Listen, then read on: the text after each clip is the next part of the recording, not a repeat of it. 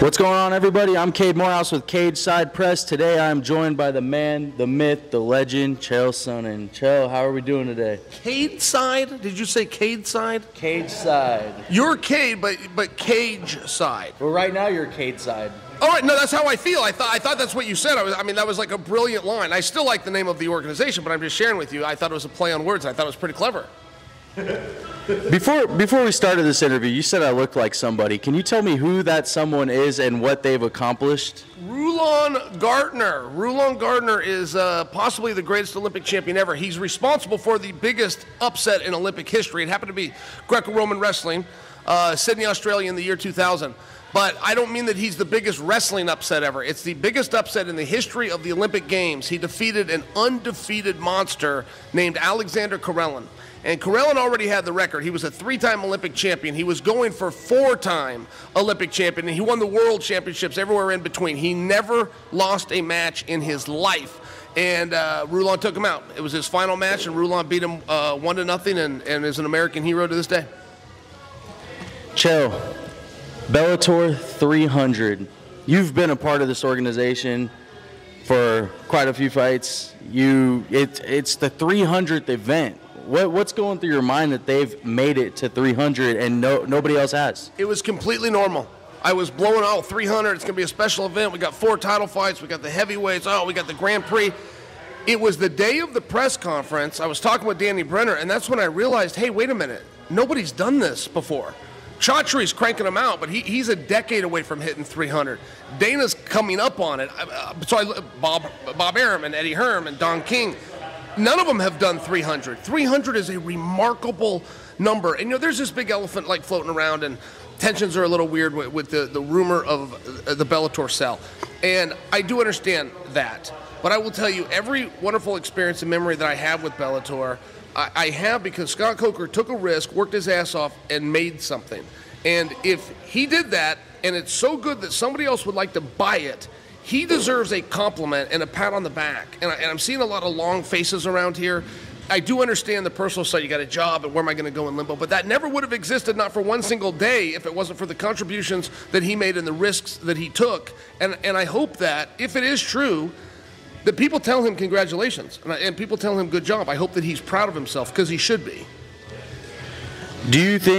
What do you think is best for Bellator? Do you think what do you think the best outcome is? Is it for somebody like PFL to buy them, or is it for somebody to come along and buy them and let Scott Coker run it like it is right now? Oh, I like what you said there. Yeah, Scott is one of the great minds in MMA, and he never shuts off. It's 24 hours a day. I mean, he was in Ireland a week ago and didn't even get to go home. He flew right here, and that's a very normal course of business for him.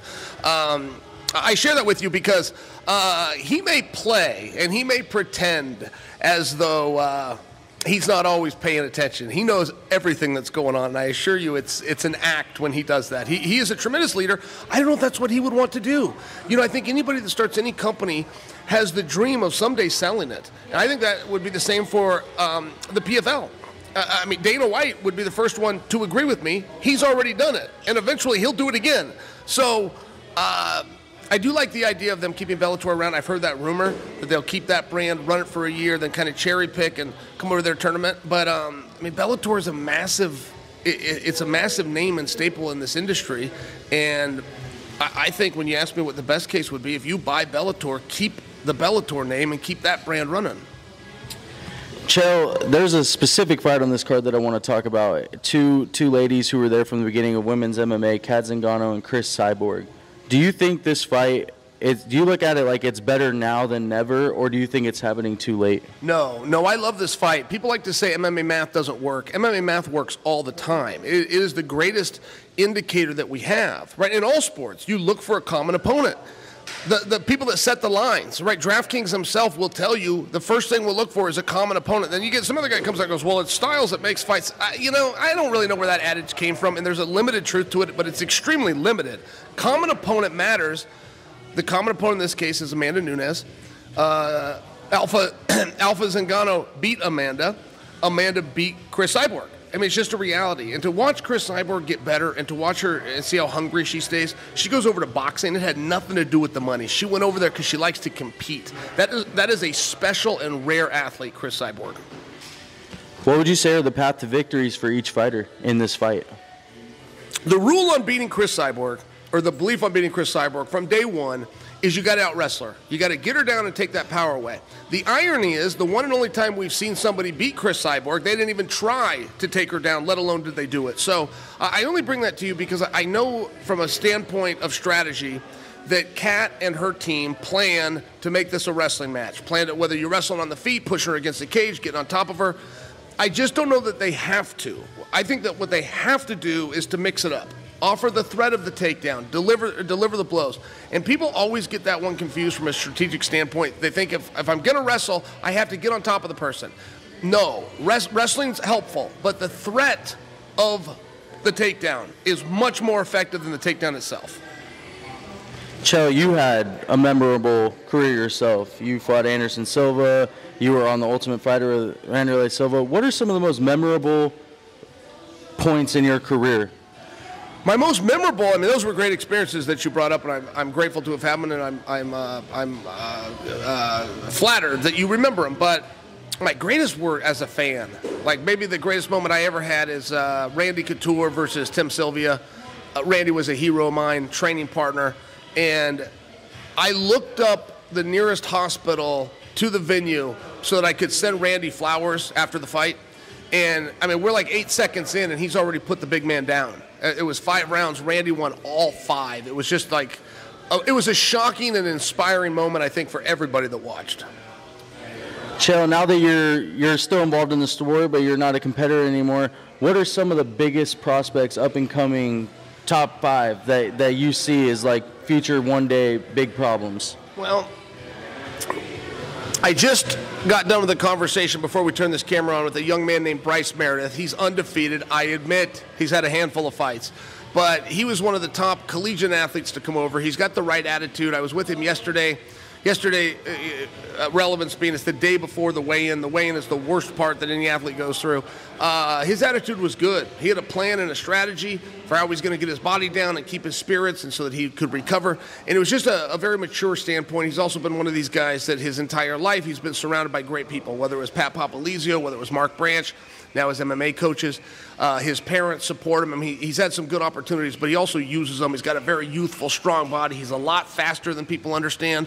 From a wrestling standpoint, like the offense that he used, you can only use if you're lightning fast, and he is. He's had some injuries he's had to deal with and change his style, but he's never complained. And I just bring that to you. He would be one of the guys. I mean, I still put Khamzat Chimaev as a new young up-and-comer. I don't think he's even in the double digits for fight chess. Alex Pereira has an amateur record at best. He's not in double digits for fight yet, even though he's been world champion and might win another division before this calendar year's up. So I think we got a lot of talent.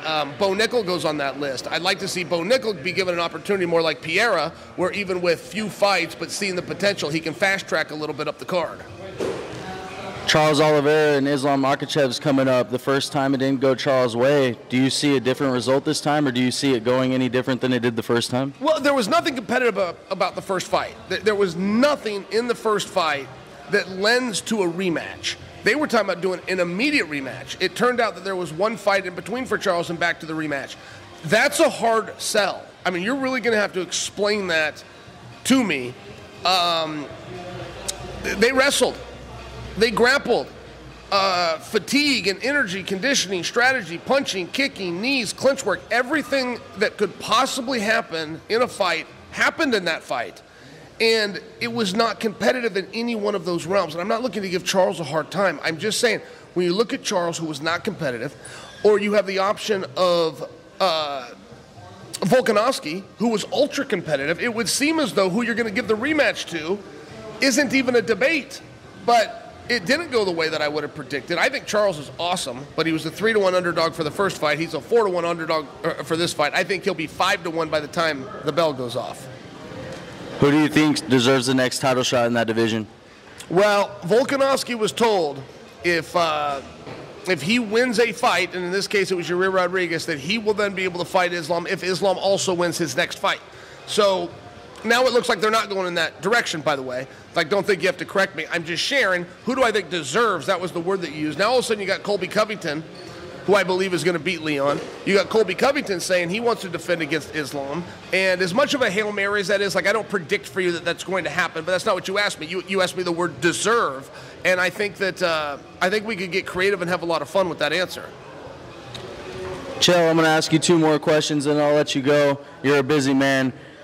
What is the most exciting part of this fight week that you're looking forward to or have done, and do you plan to do anything in San Diego before you leave? I want to know if the sale is real. I mean, can you believe I'm saying that? There was 3 world title fights. Ryan Bader's roaming around looking to get his next match announced. We have so much drama, so much intrigue.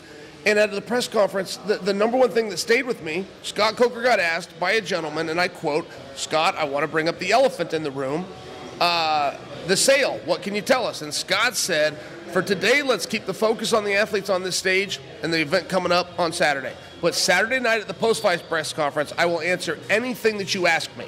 And I don't know if Scott misspoke, if he plans to catch a plane and not be at that press conference, or if he's going to break some very big news for us. But that's what he said, and that's what I'm most intrigued about. Any plans before you leave San Diego? Well, Hans Mullenkamp with Monster has got a studio up the road. Does some stuff with knives. Hans always into something. I mean, he used to design shoes and cages. He's a really interesting guy, and I want to see it. I mean, it kind of looks like a fantasy camp. I just saw a video. Sean Strickland was over there with him, and they were doing some bag work, and I just want to go and check that place out, and I'm trying to find time to do it. Chael, I really appreciate your time. It was amazing talking to you, and I hope you have a great rest of your week. I appreciate you. Thank you, pal. Thank you.